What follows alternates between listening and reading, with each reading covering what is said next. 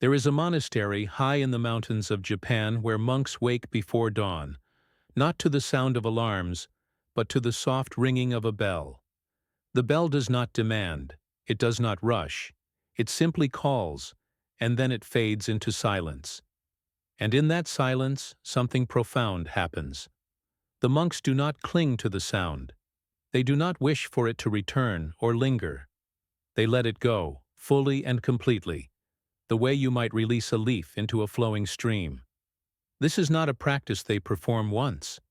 It is the rhythm of their entire lives, and what they know about letting go could change everything for you.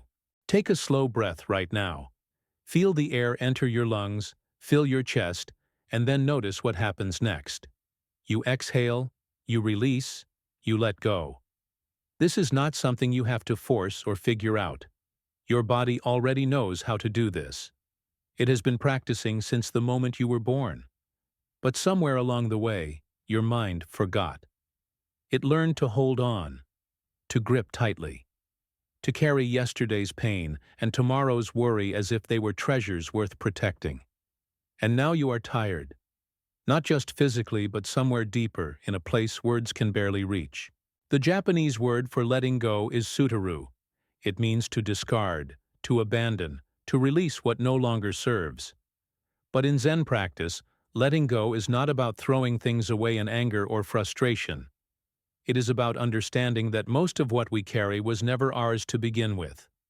The past is a memory. The future is a story. And this moment, right here, is the only place where life actually happens. Zen monks spend decades learning to live in this moment without grasping, without resisting, without needing it to be anything other than what it is. And the peace they find is not something they achieve. It is something they uncover, like brushing dust off an ancient mirror. Imagine for a moment that your mind is a hand. All day long, this hand is clenched into a fist. You are holding grudges, regrets, expectations, fears, plans, identities, and endless thoughts about who you should be and what you should have done. Your hand aches, it trembles, but you keep holding on because you believe that if you let go, you will lose something important. You will lose control. You will lose yourself. But here is what the monks know. The tighter you hold, the more you lose. Because a closed fist cannot receive. It cannot hold the warmth of another hand. It cannot catch falling rain. It cannot feel the softness of silk or the rough comfort of old wood. A closed fist is a prison. And you are both the prisoner and the guard. There is a famous story in Zen about two monks walking through a forest after days of rain. They come to a river swollen with muddy water, and standing at the edge is a young woman in a beautiful silk kimono. She is afraid to cross. She does not want to ruin her clothing or lose her footing. The older monk, without hesitation, lifts her in his arms and carries her across the river. He sets her down gently on the other side, and she bows in gratitude. The two monks continue walking in silence. Hours pass. Finally, the younger monk, troubled and confused, speaks up. "We are monks," he says. "We have taken vows. We are not supposed to touch women. How could you carry her like that?" The older monk turns to him with kind eyes and replies, "I set her down hours ago. Why are you still carrying her?" This story is not about rules or women or rivers. It is about the weight of unfinished business in the mind. The younger monk carried the woman not in his arms, but in his thoughts. He replayed the moment over and over, judging it, resisting it, needing it to be different. And in doing so, he suffered.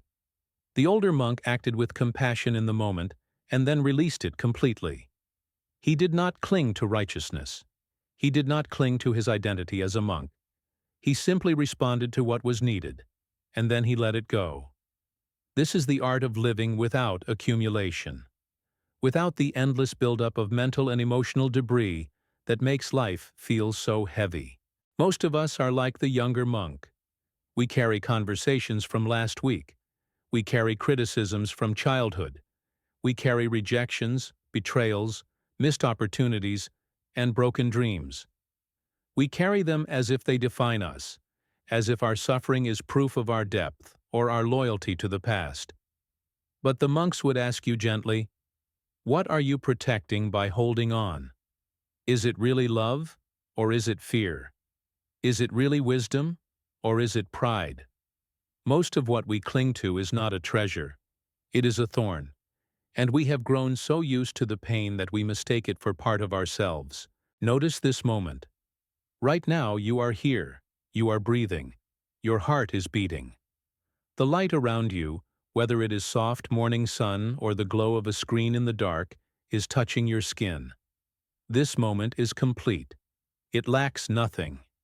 But your mind may be somewhere else, rehearsing an argument, replaying a mistake, or worrying about a future that does not yet exist. This is not your fault. The mind is like a river, and thoughts are like leaves floating on its surface. They come, they go, but you have been taught to grab each leaf, to examine it, to build a story around it. And now your hands are so full that you cannot see the river anymore. You cannot feel its coolness or hear its gentle song. Zen monks practice something called zazen, which simply means seated meditation. But zazen is not about achieving a special state or becoming enlightened. It is about sitting still and noticing. Noticing the breath, noticing the thoughts, noticing the urge to fidget, to plan, to escape, and then, without judgment, letting those things be, not pushing them away, not holding them close, just allowing them to arise and pass, like clouds moving across the sky. This is letting go in its purest form. It is not a dramatic release. It is a quiet, continuous practice of non-attachment. And over time, this practice changes everything. Because when you stop clinging to your thoughts, you realize they are not you. When you stop clinging to your emotions, you realize they are weather, not the sky. When you stop clinging to your identity, you realize you are far more spacious and free than you ever imagined. In Japanese gardens, there is a principle called ma, which refers to the space between things. It is the emptiness that gives shape to form, the silence that makes music meaningful, the pause that allows a conversation to breathe. Zen monks understand that letting go creates ma in your life. It creates space, room to breathe, room to feel, room to respond instead of react. When your mind is cluttered with the past and the future, there is no space for the present.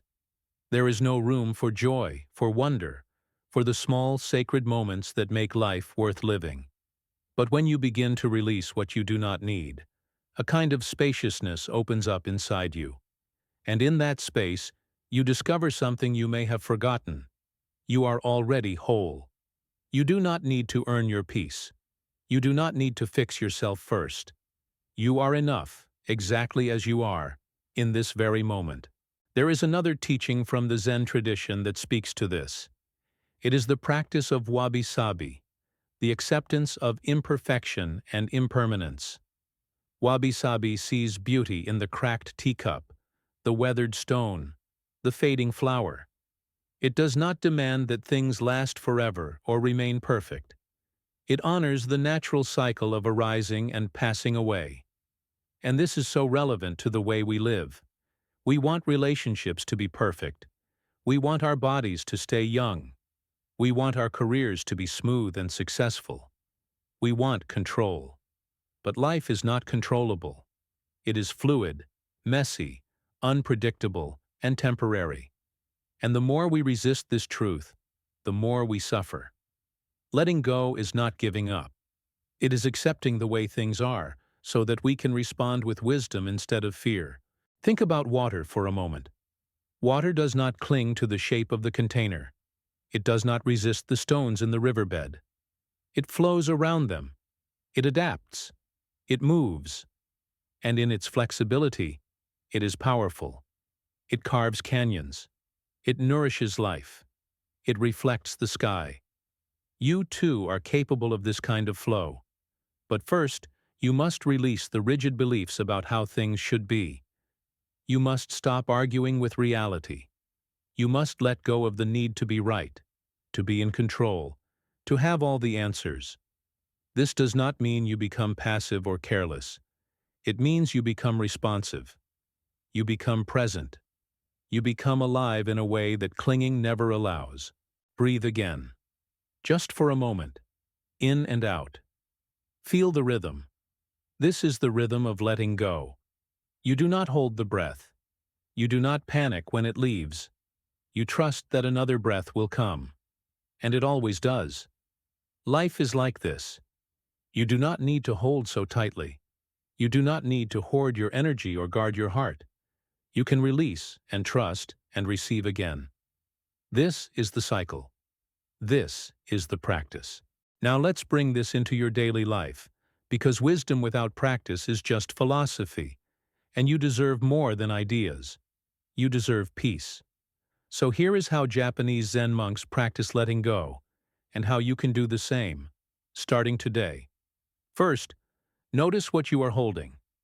Bring your attention to your body. Are your shoulders tight? Is your jaw clenched? Are your hands balled into fists? Your body holds what your mind cannot yet name. So begin there. Soften your shoulders. Relax your jaw. Open your hands.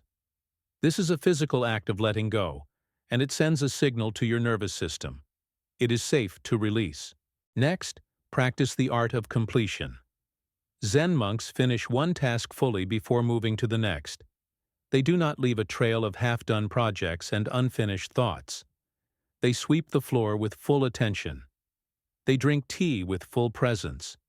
They close each chapter before opening another. You can do this too. When you finish a conversation, let it end. Do not carry it into the next room. When you finish your work for the day, mark the transition. Change your clothes, take a walk, light a candle. Signal to yourself, this part of the day is done. I am letting it go now. This simple practice reduces the mental clutter that weighs you down. Another practice is to name what you are releasing. The mind loves clarity. So when you feel yourself holding on to anger, to worry, to regret, say it quietly to yourself, I am holding anger. I am ready to let it go. You do not have to force it. You do not have to pretend it is gone. You are simply naming it, acknowledging it, and offering it space to move through you. Zen monks call this touching the suffering. You do not avoid it.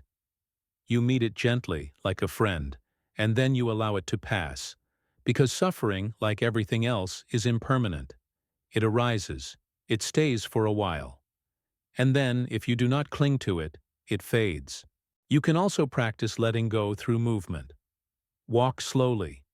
Feel each step. Notice the ground beneath your feet, the air on your skin, the rhythm of your body. Walking meditation is a powerful way to release what you are carrying. With each step, imagine you are setting something down. An old story, a harsh judgment, a fear about the future. One step, one release, one breath, one letting go. The monks walk like this in their temples, circling the meditation hall in silence, releasing with each footfall. You can do this in your neighborhood, in your hallway, even in your room. Movement is medicine. It reminds you that life is flow, not fixation. And then there is the practice of gratitude. Gratitude is the opposite of clinging. When you cling, you focus on what you do not have or what you might lose. When you practice gratitude, you acknowledge what is already here. You do not take it for granted, but you also do not desperately grasp it. You honor it. You receive it. And you trust that when it is time for it to go, something else will come. Zen monks bow to their food, to their teachers, to the morning light. They bow not because they are subservient, but because they recognize the gift of each moment. You can do this too. Pause before you eat. Look at your food. Say thank you, silently or aloud. Pause before you sleep. Reflect on one thing that was good today. This practice shifts your mind from scarcity to abundance, from fear to trust. Let me tell you about a monk I once heard of, who lived alone in a small hut at the edge of a forest. He owned almost nothing: a bowl, a robe, a mat for sleeping. One evening, a thief broke into his hut, searching for valuables. The monk woke and watched the thief rummage through his few belongings. When the thief realized there was nothing to steal, he turned to leave, frustrated and empty-handed. The monk called out to him gently. "Wait," he said. "You came all this way. You should not leave empty-handed." And he took off his robe and offered it to the thief. The man, confused and ashamed, took the robe and fled into the night. The monk sat down, naked in the cold, and looked out the window at the moon. "Poor man," he whispered. "I wish I could have given him this beautiful moon." This story breaks my heart in the most beautiful way, because the monk had already let go of everything. He did not cling to his robe. He did not cling to his dignity. He did not even cling to his safety. What he held, deeply and unshakably, was love, generosity, presence. He could give freely because he was not busy protecting. And he could see the moon, the real treasure, because his hands were open. This is what letting go gives you. Not emptiness, but the ability to see what is truly valuable. Not loss, but freedom. Not loneliness, but spaciousness for real connection. You do not have to become a monk to live this way. You do not have to give away everything you own or retreat to a mountain. You simply have to begin. Begin with one thing. Let go of one old grudge, one false belief, one expectation that has been exhausting you. Let it go the way you let go of your breath, gently, naturally, trustingly. And then notice what happens. Notice the lightness, the relief, the quiet joy that comes when you stop fighting with life and start flowing with it. The truth is, you have been practicing letting go your entire life. Every time you exhaled, every time you fell asleep, every time you healed from a wound. Your body knows how to do this. Your heart knows how to do this. It is your mind that learned to resist, to control, to cling. And it is your mind that can learn, once again, to release. Not all at once, not perfectly, but gradually, with kindness and patience, the way a river carves a path through stone. Not by force, but by persistence. Not by violence, but by softness. Zen monks do not seek to escape the world. They seek to meet it fully, without armor, without pretense, without the need to make it something other than what it is. And in that radical acceptance, they find peace. Not because their lives are easy or perfect, but because they have stopped resisting. They have stopped adding suffering on top of pain. They have learned to let the moment be what it is, and to let themselves be what they are. Imperfect, uncertain, alive. And that is enough. You are not broken. Feeling overwhelmed or lost does not mean failure. Being human means holding on, clinging, trying to control, and that is okay. The practice is noticing when you do and gently asking, "Can I release this? Can I trust I will be okay?" Yes, you can. The bell rings in the monastery, and then fades. The monks do not chase it, nor mourn it. They sit in the silence, present, knowing another bell will ring in time. So it is with life. Things come and go. People enter and leave. Seasons change. But underneath it all, there is you, spacious, steady, whole. Each release brings you closer to that quiet, unshakable center. Take one breath now. Exhale something small you've been carrying: worry, regret, the need to prove yourself. Watch it float away. That space opens up inside you, full of life, peace, and possibility. Let go, not because you give up, but because you wake up. Today, may you find peace in simply being.